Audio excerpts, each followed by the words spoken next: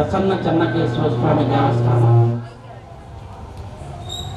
బ్రహ్మోత్సవాల్లో భాగంగా 3వ రోజైనటువంటి ఈరోజు సాయంత్రం స్వామివారికి సింహవాహన సేవ పూర్తయింది.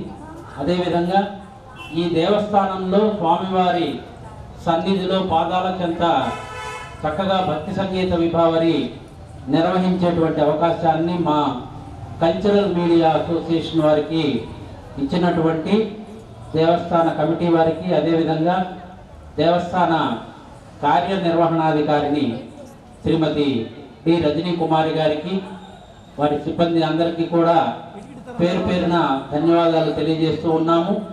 ఈ కార్యక్రమంలో చక్కగా మన స్థానిక ఒంగోలు గాయకులైనటువంటి మొవా నాగేశ్వరరావు గారు, కనకారావు గారు, పబ్బిశెట్టి శ్రీరంగనాథన్ గారు, అదేవిధంగా నెల్లూరు నుంచి చక్కటి గాయని పి శ్రావ్య గారు, వింజమూరు నుంచి పి సుమతి గారు, కందుకూరు నుంచి డి భవానీ గారు, తర్వాత మన ఒంగోలు గాయని ఉషారాణి గారు, వారితో పాటు నేను ఈ కార్యక్రమంలో పాలు పంచుకోవడం జరుగుతుంది. ఇదంతా కూడా మా అదృష్టంగా పూర్వజన్మ సుకృతంగా భావిస్తూ ఉన్నాం.